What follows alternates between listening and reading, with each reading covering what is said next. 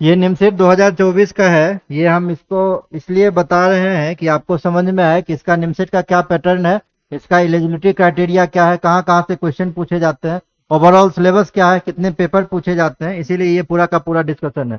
तो ये सबसे लेटेस्ट है, 2024 का ये है। आप लोग 2025 के लिए प्रिपरेशन कर रहे हैं। ये निमसेट 2024 का ऑफिशियल वेबसाइट से डाउनलोड किया हुआ ये ब्राउजर है। इसमें सबसे पहली बात जो है, ये तो डेट वेट लिखा हुआ है कि कब डेट वेट लिखा हुआ कि कब उसका क्लोजिंग हुआ, कब उसका एप्लीकेशन फॉर्म निकला, ये इसीलिए हम उसको स्किप कर दिए। पहला बात तो आप ये देखिए, पार्टिसिपेशन एनआईटी एंड आईआईटी, कहने का मतलब जो निमसेट का एग्जाम है वो सारा एनआईटी मिलके लेता है, नेशनल इंस्टीट्यूट ऑफ टेक्नोलॉजी। समझ गए ना। कुछ कुछ आईआईटी है, ट्रिपल आईटी है, जिसके थ्रू भी आप निमसेट में एडमिशन ले सकते हैं। निमसेट मतलब एमसीए इंट्रेंस एग्जामिनेशन में, है ना। इसको आप निमसेट का एग्जामिनेशन जो है वो किसके लिए है, एमसीए के लिए है ना, मास्टर ऑफ कंप्यूटर एप्लीकेशन के लिए। तो यहाँ पे कुछ एनआईटी है, कुछ ट्रिपल आईटी है जो पार्टिसिपेट करता है निमसेट। मतलब जब आप निमसेट क्वालिफाई करते हैं, या तो आपको एनआईटी में एडमिशन मिलेगा या तो आपको ट्रिपल आईटी में मिलेगा, इंडियन इंस्टीट्यूट ऑफ टेक्नोलॉजी, है ना, इंफॉर्मेशन टेक्नोलॉजी में। जैसे एनआईटी अगरतला है, एमएनआईटी है इलाहाबाद का, मैनिट भोपाल का, कुछ बच्चा अपने यहाँ से क्वालिफाई भी किया है मैनिट। राजन था, एक दो और था, अभी अंकिता गई है। एनआईटी जमशेदपुर है ना। इसके अलावा एनआईटी कुरुक्षेत्र है, एनआईटी पटना का भी नाम है। यहाँ भी देखिए, यहाँ भी एनआईटी है आपका, अभी रिसेंट में स्टार्ट हुआ है। दो मोड में है, एक सेल्फ फिनांसिंग मोड में है और एक डायरेक्ट है। ठीक है, उसमें स्पेशलाइजेशन वगैरह भी प्रोवाइड है।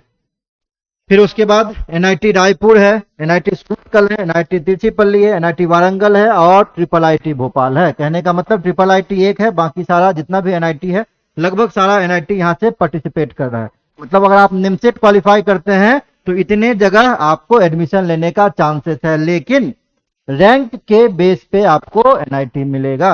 अगर आप अच्छा रैंक लाते हैं तो आपको अच्छा एनआईटी जो इसमें है जैसे वारंगल वगैरह है वो आपको मिलेगा। अगर आप लो स्कोरिंग करते हैं, है ना, तो आपको फिर से एनआईटी पटना, जिसका अभी रैंकिंग थोड़ा सा लो है ना, वो आपको मिलेगा।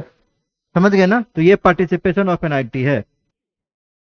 अब इसमें जो इसका एलिजिबिलिटी क्राइटेरिया है, जो कि कौन सा स्टूडेंट इसमें अप्लाई कर सकता है, यहाँ फिर से वही बात दिया हुआ है कि कौन कौन सा इंस्टीट्यूट इसमें एनआईटी जो है वो पार्टिसिपेट करता है।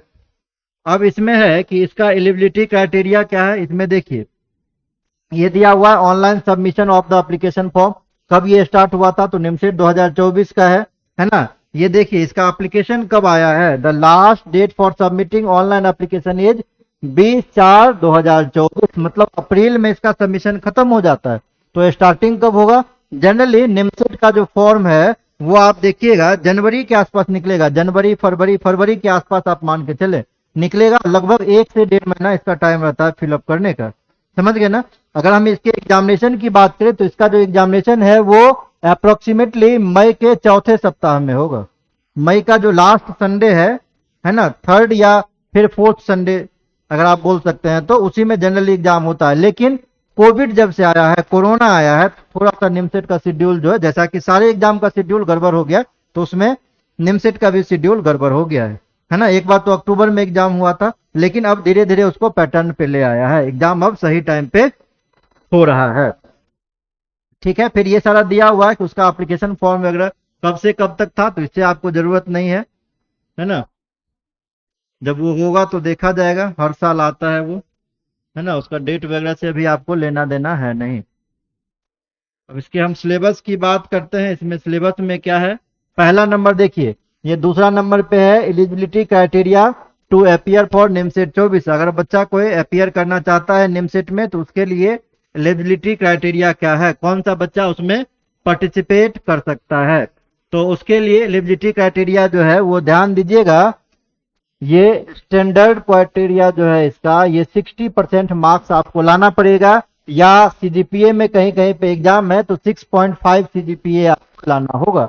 किसमें, ग्रेजुएशन में, तभी आप निमसेट के लिए क्वालिफाई कर सकते हैं, है ना। मतलब कहने का ये 60% आपको ओवरऑल तीनों ईयर मिला के 60% लाना पड़ेगा, या अगर किसी यूनिवर्सिटी में सीजीपीए है तो 6.5 सीजीपीए, क्योंकि 10 स्केल पे मेजर होता है वो, है ना। तो 6.5 सीजीपीए आपको लाना पड़ेगा। अगर कोई कैंडिडेट एससी या एसटी या पीडब्ल्यू फिजिकली चैलेंज है, ठीक है, उसके लिए थोड़ा सा रियायत है, उसमें 55% आप लोग के लिए है, जो कैंडिडेट इस क्राइटेरिया से बिलोंग कर रहे हैं, SC ST या फिजिकली चैलेंज्ड हैं, जिनको दिव्यांग कहते हैं, उनके लिए 5% रिलैक्सेशन दिया गया है। 60% है, यहाँ 55% आपको लाना पड़ेगा। यहाँ 6.5 CGPA है, आपको 6 CGPA भी अगर आता है ग्रेजुएशन में, फिर भी आप निमसेट का फॉर्म जो है वो फिलअप कर सकते हैं। ठीक है, उसके बाद देखिए, उसके बाद जो दूसरा क्राइटेरिया है, इसमें एक और चीज दिया हुआ कि यूजी प्रोग्राम जो है वो मिनिमम 3 साल का होना चाहिए, with mathematics and statics as one of the subject. कहने का ये मतलब है, जैसे अगर हम BCA की बात करें तो BCA में कम से कम एक पेपर मैथमेटिक्स होना चाहिए, जैसा कि आप लोग में भी है, फर्स्ट ईयर में है ना, बाकी सारे यूनिवर्सिटी में है। तो जो BCA कैंडिडेट किया है वो तो फॉर्म अप्लाई कर ही सकता है, लेकिन जो कैंडिडेट BSc फिजिक्स से कर रहा है या BSc मैथमेटिक्स से कर रहा है, वो भी निमसेट को अप्लाई कर सकता है। कहने का मतलब कंपटीशन आप लोग के लिए और टफ हो गया। क्यों टफ हो गया? इसमें सिर्फ BCA का बच्चा नहीं है, इसमें BSc वाला बच्चा भी है, जो मैथमेटिक्स से पास आउट होके आ रहा है, ग्रेजुएशन करके आ रहा है, जो फिजिक्स से पास आउट होके आ रहा है। तो थोड़ा सा कंपटीशन वहां पे टफ हो जाएगा, क्योंकि वो सब भी इसमें एड ऑन हो जाएगा, है ना। लेकिन घबराने की बात फिर भी नहीं है, अगर आप ध्यान से पढ़ेंगे सारा कुछ फाइनल हो जाएगा, बाकी सब कुछ भगवान पे छोड़ दीजिए।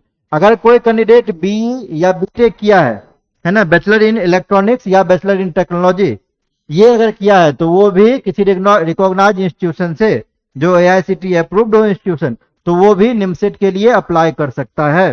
क्यों कर सकता है? क्योंकि आप किसके लिए अप्लाई कर रहे हैं? PG प्रोग्राम के लिए अप्लाई कर रहे हैं। जो BE BTech है वो क्या है? ग्रेजुएट प्रोग्राम है, तो वो भी अप्लाई कर सकता है। ठीक है, लेकिन एक डिफरेंसेस है, जैसे आप लोग BCA कर रहे हैं, तो BCA आप लोग कितने साल का कर रहे हैं? 3 साल का। लेकिन जो BTech करके आया वो कितने साल का? 4 साल का। हालांकि आप भी MCA हैं, वो भी MCA है, लेकिन अगर हम सुपीरियर की बात करेंगे तो BTech is much superior than BCA। आप फर्क समझ रहे हैं क्यों? क्योंकि आपके पास जो नॉलेज है वो सिर्फ सॉफ्टवेयर फील्ड का नॉलेज है, जो BTech करके आया है उसके पास मिक्स्ड नॉलेज है, वो हार्डवेयर के बारे में भी जान रहा है, सॉफ्टवेयर के बारे में भी जान रहा है, आपसे 1 साल सीनियर है। तो अगर जॉब देने की बात आएगी तो पहले BTech वाले बच्चे को प्रेफरेंस दिया जाएगा, मतलब BTech प्लस MCA है उसको पहले जॉब मिलेगा। हाँ, एक चीज और है, नॉलेज। अगर कोई कैंडिडेट ज्यादा नॉलेजेबल है, BCA करके MCA किया है लेकिन ज्यादा नॉलेज है BTech वाले से, तो उसको निश्चित तौर पे वहां पे प्रेफरेंस मिलेगा। लेकिन ऐसे जो एक माइंडसेट बना हुआ है, उस माइंडसेट के अकॉर्डिंग अगर कोई बच्चा BCA प्लस MCA है और कोई बच्चा BTech प्लस MCA है, तो उसको ज्यादा प्रेफरेंस मिलेगा। किसको? BTech वाले को। ठीक है, तो ये आपका हो गया एलिजिबिलिटी क्राइटेरिया की 60% होना चाहिए, और या तो 6.5 CGPA होना चाहिए। अगर आप फिजिकली चैलेंज्ड SC है या ST है तो आपको 5% का रिलैक्सेशन है इसमें। ठीक है, अब इसमें देखिए अगला है एडमिशन थ्रू निमसेट 2024। क्या क्या स्टेप से आपको होके गुजरना पड़ेगा? तो पहला स्टेप उसका जो है, आप रजिस्ट्रेशन करेंगे ऑनलाइन टेस्ट के लिए। सबसे पहले आपको MCQ क्वेश्चन आता है, उस टेस्ट में अपियर होने के लिए सबसे पहले आपको रजिस्ट्रेशन करना होगा। कहां रजिस्ट्रेशन करना होगा?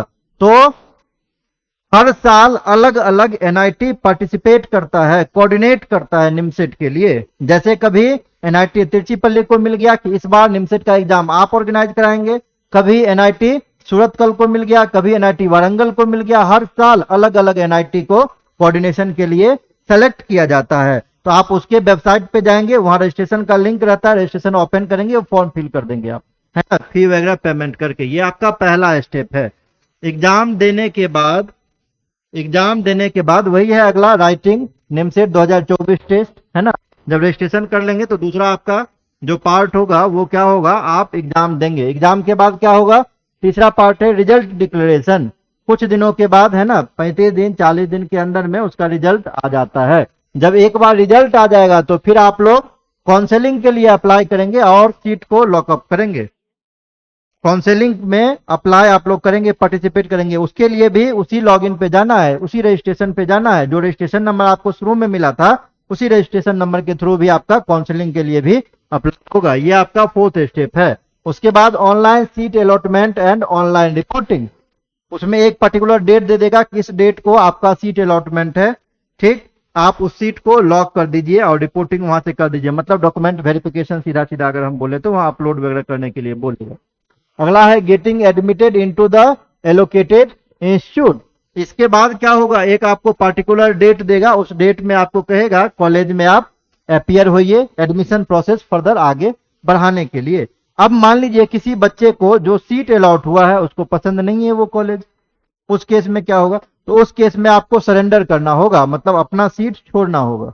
क्यों छोड़ना होगा, क्योंकि अगर आप सीट छोड़ेंगे, जैसे आपको एडमिशन नहीं लेना है, जो इंस्टीट्यूट आप प्रॉपर चूज किए हैं, तो वो सीट आप दूसरे को तो दीजिएगा ना। दूसरा बच्चा जो वेट कर रहा है वो बच्चा आपका सीट ऑक्युपाइड करेगा। कब ऑक्युपाइड करेगा, जब आप सरेंडर करेंगे। आप सीट को छोड़ेंगे तभी तो करेगा, है ना। अलग अलग मेरिट लिस्ट निकलता है, 3 बार आपका, है ना, जनरली देखा गया है 2 या 3 काउंसलिंग होता है। तो पहला काउंसलिंग में अगर आपके मन के लायक में सीट नहीं मिलता है तो आप फिर दूसरे में पार्टिसिपेट कर सकते हैं। लेकिन अगर पहले में मिल गया तो उसको सिलेंडर आपको करना पड़ेगा सीट को, ठीक है। वही आपका 7वां स्टेज दे रखा है। अगला है फिर से fresh choice filling and final round of allotment. क्या मतलब हुआ इसका, इसका मतलब ये हुआ कि जब आप सरेंडर कर देंगे तो फिर से जो दूसरा काउंसलिंग का डेट निकलेगा उस काउंसलिंग में आपको फिर से अप्लाई करना होगा, फिर से वही प्रोसेस है। सीट अलॉटमेंट होगा, सीट अलॉटमेंट के बाद आपको वहां पे कॉलेज में बुलाया जाएगा रिपोर्टिंग के लिए, जिस रिपोर्टिंग में आपका एडमिशन प्रोसेस जो है वो डन होगा, ठीक है। तो ये कुछ स्टेप्स हैं जिसके थ्रू आपको कॉलेज में एडमिशन मिलते हैं। अब हम मेन बात पे आते हैं। अब यहाँ पे कुछ इंस्ट्रक्शन दिया गया फॉर्म भरने के लिए कि कैसे कैसे आपको क्या क्या स्टेप्स फॉलो करना है, तो आप लोग खुद ही काबिल हैं, उसमें हमको बताने की जरूरत है नहीं कि कैसे कैसे इसका है। अब हम आते हैं पेपर पे, इसमें कौन कौन सा पेपर का एग्जाम होगा, कैसे होगा, उसका सिलेबस क्या है, एक्सेट्रा। अब है यहाँ टेस्ट सेंटर की, अगर हम टेस्ट सेंटर की बात करें तो लगभग हर एक स्टेट में इसका सेंटर दिया होता है। जैसे अगर हम अपने बिहार के अंदर भी बात करेंगे ना, तो बिहार में भी 3 सेंटर है। बिहार में 3 सेंटर है, पहला सेंटर है भागलपुर, दूसरा सेंटर है मुजफ्फरपुर और तीसरा सेंटर है पटना। 3 सेंटर बिहार में है। उसी तरीके से उत्तर प्रदेश में अलग अलग स्टेट में, लगभग सारे स्टेट में इसका एमसेट का सेंटर है, ठीक। अब यहाँ पे है फर्स्ट कम फर्स्ट सर्व के बेसिस पे है। जैसे मान लीजिए कि अगर ज्यादा कैंडिडेट पटना के लिए अप्लाई कर दिया तो ऑटोमेटिकली फिर आपको दूसरे डिस्ट्रिक्ट में डाल देगा। फॉर्म भरते समय ही आपसे चॉइस पूछेगा आप सेंटर कहाँ पे रखना चाह रहे हैं, है ना। 3 प्रेफरेंस पूछता है, 1 2 3 करके, जो भी आप चूज करेंगे जहां खाली होगा वहां मिल जाएगा आपको। अगर नहीं खाली होगा तो दूसरा चॉइस मिलेगा, वहां भी खाली नहीं है तब तीसरा चॉइस मिलेगा। लेकिन अगर आप स्टार्टिंग में ही भर देते हैं फॉर्म तो आपको पहला चॉइस ही मिल जाएगा। संभावना यही है, ज्यादा संभावना यही है, ठीक है। तो ये कुछ सेंटर्स हैं आपके। उसके बाद सीट कितना है टोटल, ये भी काफी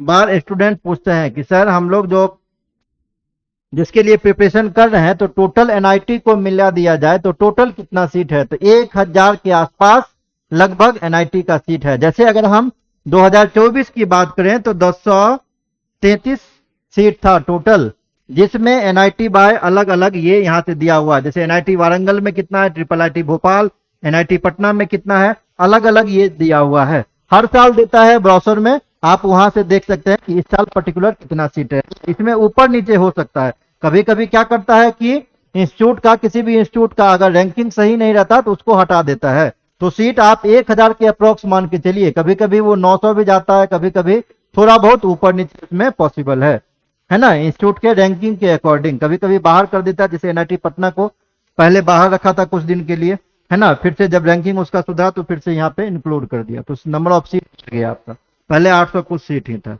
ठीक है।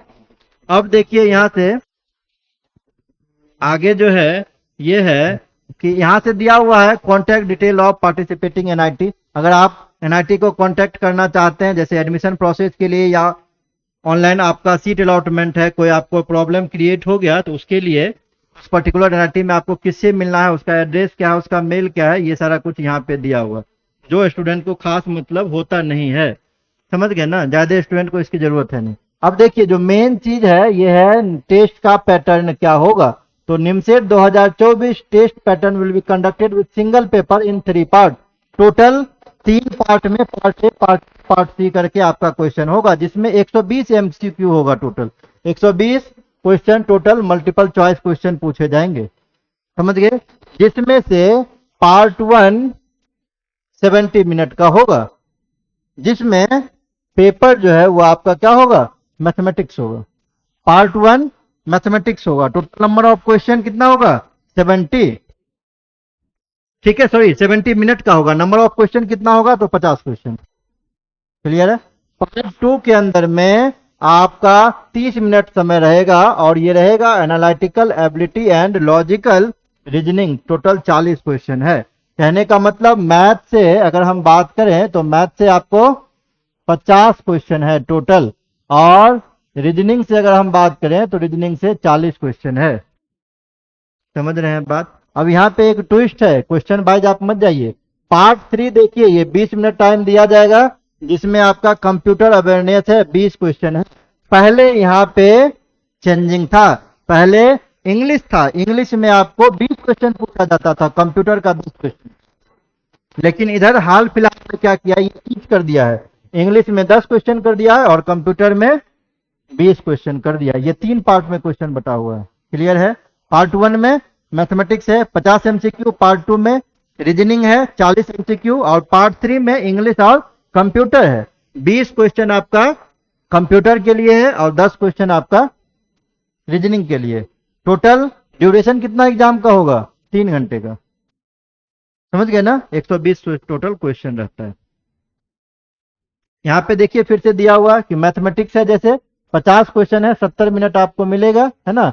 यहाँ से मार्क्स अवॉर्डेड टोटल ये 600 नंबर का है। मतलब एक क्वेश्चन के लिए कितना नंबर दिया जा रहा है, 12 नंबर मैथमेटिक्स के क्वेश्चन के लिए। समझ रहे हैं बात। तो 12 पंचे 60, टोटल 600 नंबर का आपका मैथमेटिक्स है। रीजनिंग नंबर ऑफ क्वेश्चन कितना था, 40। एक क्वेश्चन के लिए, करेक्ट क्वेश्चन के लिए 6 मार्क्स मिलेंगे। अगर आप गलत करते हैं तो निगेटिव में कट जाएगा, 1/4 कटता है, 1.5 नंबर आपका कट जाएगा। अगर यहाँ पे गलत करते हैं 1/4 कटेगा, 3 नंबर कट जाएगा। लेकिन नंबर टोटल कितना हो गया, 240। आप देखिए डिफरेंस, ज्यादा क्वेश्चन का अंतर नहीं है, क्वेश्चन 10 का ही अंतर है, लेकिन मार्क्स का देखिए कितना डिफरेंस है। क्लियर। वहीं जब हम बात करते हैं पार्ट 3 में कंप्यूटर अवेयरनेस का, तो 20 क्वेश्चन है, करेक्ट क्वेश्चन के लिए 6 नंबर मिलेगा, निगेटिव 1/4 है, 1.5, टोटल मार्क्स 120। और इंग्लिश के लिए 10 क्वेश्चन है, करेक्ट के लिए 4 क्वेश्चन है ना, 1/4, 1 नंबर निगेटिव के लिए कटेगा, टोटल 40 नंबर है। मतलब अगर हम वेटेज की बात करें, सबसे हैवी पोर्शन कौन सा है आपका इसमें, मैथमेटिक्स। अगर किसी स्टूडेंट का मैथमेटिक्स वीक है, प्रिपरेशन नहीं कर सकता, मेरा हिसाब से तो उसको करना ही नहीं चाहिए, क्योंकि उससे निकलने वाला है नहीं। बात समझ रहे हैं ना। लेकिन अगर वो कंटिन्यू प्रैक्टिस करना चाहे, अगर वीक भी है, कंटिन्यूअस प्रैक्टिस करता है, समझ गए ना, तो उसका इंप्रूवमेंट हो सकता है। ऐसा नहीं है कि अच्छा परफॉर्म नहीं कर सकता। अगर आप डेली प्रैक्टिस करेंगे तो आपका डेफिनेटली अच्छा होगा। क्लियर है, ये क्लियर है सारा। चलिए आगे चलते हैं। निगेटिव मार्क्स भी है, इसका आप ध्यान रखिएगा, 25% वेटेज है, 1/4। आप देख चुके हैं, जैसे मैथमेटिक्स है, एक करेक्ट क्वेश्चन पे 12 नंबर, तो 1/4 कट जाएगा निगेटिव पे, है ना। कहने का मतलब 3 नंबर कट जाएगा आपका। मैथमेटिक्स में 50 क्वेश्चन पूछे जाते हैं, जिसमें आपका सेट थ्योरी है, जिसमें आपका प्रोबेबिलिटी एंड स्टैटिस्टिक्स है, जो 12th का था पेपर।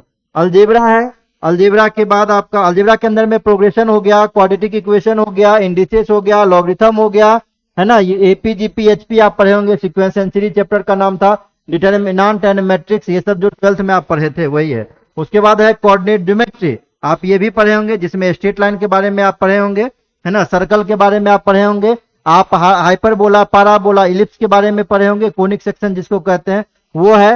उसके बाद है कैलकुलस, कैलकुलस के अंदर आप फंक्शन की बात करते हैं, लिमिट है ना, कंटिन्यूटी, डिफरेंशिएबिलिटी है, डिफरेंशिएशन है, इंटीग्रेशन है, डिफरेंशियल कैलकुलस है, इंटीग्रल कैलकुलस है। ये सारा कैलकुलस के अंदर आपको पढ़ना होगा। उसके अलावा आपको वेक्टर पढ़ना है और ट्रिग्नोमेट्री पढ़ना है। मैथमेटिक्स में बस इतना ही है, बस समझ गए ना। जब हम आते हैं रीजनिंग में, तो रीजनिंग का देखिए, यहाँ से कोई स्पेसिफिक सब्जेक्ट नहीं लिखा हुआ है। आप रीजनिंग में अगर देखेंगे, लिखा हुआ the questions in this section will cover logical situation and question based on the fact given in the passage. कहने का क्या मतलब हुआ, जैसे अभी हम मैथ में बात कर रहे थे डिटर्मिनेंट एंड मैट्रिक्स, मैथ में बात कर रहे थे हम कैलकुलस का, मैथ में बात कर रहे थे अलजेब्रा का, मैथ में बात कर रहे थे सेट थ्योरी का। यहाँ सिलेबस क्यों नहीं है रीजनिंग का, रीजनिंग क्या है? रीजनिंग कोई पेपर नहीं है, रीजनिंग है कॉमन सेंस। एनालिटिकल पावर आपका कितना स्ट्रांग है यही जज किया जाता है। बात समझ रहे हैं ना? तो जो भी जनरल से, जैसे आप क्लॉक, उसमें एक चैप्टर दिया हुआ है, ब्लड रिलेशन, ये कोई टॉपिक नहीं है, ये कॉमन सेंस की बात है, उसमें एक टॉपिक दिया हुआ है ना? डिकोडिंग इनकोडिंग, उसमें टॉपिक दिया हुआ है आपका। समझ रहे हैं ना? तो जो बेसिक 4-5 चैप्टर है, बहुत ज्यादा रीजनिंग में है नहीं। अगर आपका सोचने समझने का शक्ति थोड़ा सा अच्छा है तो आप रीजनिंग में 40 क्वेश्चन में से 10 क्वेश्चन तो आप बना ही सकते हैं, इजीली बना सकते हैं। अगर आपके पास नॉलेज नहीं भी है फिर भी अगर थोड़ा बहुत आप पढ़ लीजिएगा तो 40 में 35 तो आपका डेफिनेटली है, वो बनेगा ही बनेगा। 5 क्वेश्चन है जिसका चांसेस वो छूट सकता है।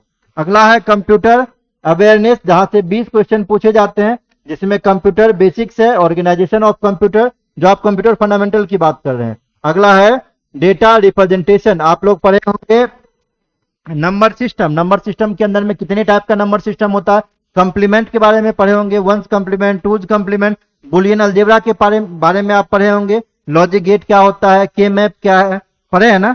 उसके बाद आप पढ़े होंगे एडर के बारे में पढ़े होंगे, एडर एडर क्या है, फुल एडर क्या है, हाफ एडर क्या है, फ्लिप फ्लॉप क्या है, सिक्वेंशियल सर्किट क्या है। यही सब क्वेश्चन यहाँ से रहता है कंप्यूटर अवेयरनेस के अंदर में। क्लियर? जो बच्चे बीसीए के हैं उनको तो बिल्कुल भी इसमें दिक्कत नहीं होना चाहिए। अगला है जनरल इंग्लिश, इसमें भी बहुत टफ क्वेश्चन आपसे नहीं पूछे जाते हैं। पहला है कंप्रीहेंशन, वोकेबलरी हो गया, बेसिक इंग्लिश ग्रामर, है ना? जैसे वर्ब है, प्रीपोजिशन है, आर्टिकल है, ये सारा कुछ पूछा जाता है। कुछ वर्ड पावर आपको स्पेलिंग याद करना होगा, समझ गए ना? साइनोनिम्स, एंटोनिम्स है ना? मीनिंग ऑफ वर्ड है, यही सारा चीज इंग्लिश से भी पूछा जाता है। बिल्कुल बेसिक बेसिक सा बात है ना? अगर कोई स्टूडेंट सीबीएसई मीडियम से पढ़े होंगे तो उन लोग के पास थोड़ा बहुत नॉलेज जरूर होगा, जिसके बेस पे आप एग्जाम दे सकते हैं। नहीं तो थोड़ा बहुत भी मेहनत करेंगे तो आप एग्जाम को आराम से क्वालिफाई कर सकते हैं। अब इसमें देखिए क्वालिफाइंग दिया हुआ, ये हर साल चेंज करते रहता है।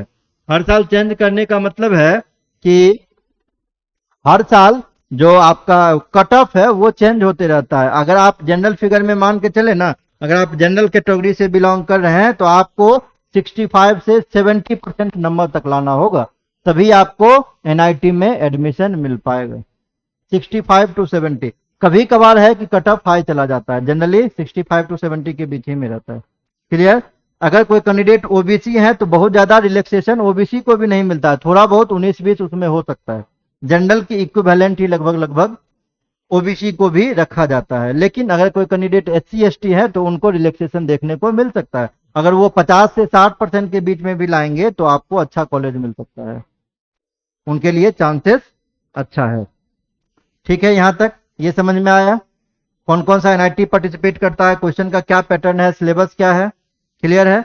अब हम आपको थोड़ा सा एक बार बता देते हैं कि कहां से कितने क्वेश्चन पूछे गए थे। इसमें और कुछ खास बात था नहीं, इसीलिए हम इसको स्किप कर दिए।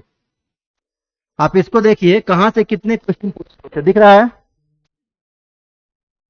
देखिए छोटा तो जरूर है। इसमें मैथमेटिक्स के बारे में हम चर्चा कर रहे हैं, है ना, कि मैथमेटिक्स का कितना क्वेश्चन पूछा गया था।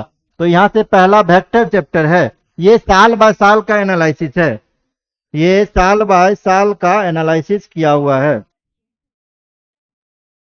ठीक है? जैसे आपका वेक्टर है तो वेक्टर में 2008 में 5 क्वेश्चन पूछा गया था, 9 में 3 है, फिर 5 है। ऐसे ही टोटल अगर हम क्वेश्चन की बात करें अभी तक तो 88 क्वेश्चन पूछे जा चुके हैं वेक्टर से। ठीक?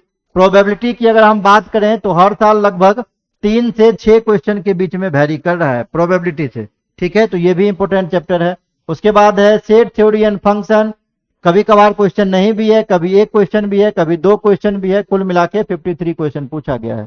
परमुटेशन कॉम्बिनेशन है 2 क्वेश्चन, बीच में ये 2 साल 2009 में 2010 में एक भी क्वेश्चन नहीं था, 2011 में फिर से 2 क्वेश्चन है, 12 में 4 क्वेश्चन है, 13 में भी 4 है, फिर 14 में 6 क्वेश्चन है, उसके बाद ये है। ठीक है ना? उसके बाद प्रोग्रेशन है, तो प्रोग्रेशन से भी लगभग क्वेश्चन 1-2 क्वेश्चन करके एग्जाम में ऑन एवरेज अगर हम बात करें तो ये पूछा गया। क्वाड्रेटिक की क्वेश्चन है 2008 में 3 क्वेश्चन है, अगर हम रिसेंट के ईयर में भी बात करेंगे तो 1-2 क्वेश्चन ही देखने को रिसेंट के ईयर में मिला है क्वाड्रेटिक इक्वेशन से। उसी के बाद हम बात करें डिफरेंट डेफिनेट इंटीग्रेशन का या एरिया की अगर हम बात करें तो 2 क्वेश्चन है, अगर रिसेंट के ईयर में हम बात करें तो एक क्वेश्चन मुश्किल से इसका देखने को मिलता है, ज्यादा से ज्यादा एक क्वेश्चन एरिया से आएगा। फिर मैट्रिक्स है ना, तो मैट्रिक्स से भी रिसेंट के ईयर में देखिए 2101 कभी एक क्वेश्चन पूछा। रिसेंट के ईयर में बात करें, पहले तो क्वेश्चन आता था लेकिन रिसेंट के ईयर में एक क्वेश्चन कभी कभार पूछता है, बाकी क्वेश्चन वहां से भी ज्यादा नहीं आता है। ठीक है, स्ट्रेट लाइन है, फिर प्रॉपर्टीज ऑफ ट्रायंगल है, ये ईयर बाय ईयर का एनालिसिस दिया हुआ है, कहां से कितना क्वेश्चन पूछा जाता है। अगर हम ज्यादा क्वेश्चन की बात करेंगे, अगर हम 2023 यहाँ पे है, ठीक है ना, ये 2023 का दिया हुआ है, तो 2023 की अगर हम बात करेंगे ना, तो 2023 में सबसे ज्यादा क्वेश्चन जो है ये वेक्टर से 6 क्वेश्चन पूछा गया है। उसके बाद देखिए यहाँ से 5 क्वेश्चन आपका है प्रोबेबिलिटी से, 4 क्वेश्चन है शेप फंक्शन एंड रिलेशन से, ट्रिग्नोमेट्रिक रेशियो एंड आइडेंटिटी से आपका ये 2 क्वेश्चन है, परम्यूटेशन कॉम्बिनेशन से 1 क्वेश्चन है। सबसे जो इंपोर्टेंट है वो आपका मेरे हिसाब से अभी तक जो है वो वेक्टर है, उसके बाद प्रोबेबिलिटी है। अगर इसको आप कवर करते हैं तो 6 क्वेश्चन तो आपका ऐसे बन जाएगा। 5 से 6 क्वेश्चन ऑन एवरेज वेक्टर से हर साल पूछता ही पूछता है। अगर पूरे अलजेब्रा से बात करेंगे तो 7 से 10 क्वेश्चन 12 क्वेश्चन के बीच में अलजेब्रा से रहता है। सबसे जो मेजर पोर्शन है, सबसे मेजर पोर्शन आपका वेक्टर है, उसके बाद आपका कोऑर्डिनेट ज्योमेट्री है, उसके बाद आपका कैलकुलस है, और सबसे कम क्वेश्चन अलजेब्रा का पूछा गया। ये मैथमेटिक्स का पैटर्न है। ठीक है, क्योंकि रीजनिंग का कोई स्पेसिफिक सिलेबस नहीं है, इसीलिए उसका पैटर्न हम बता नहीं सकते हैं।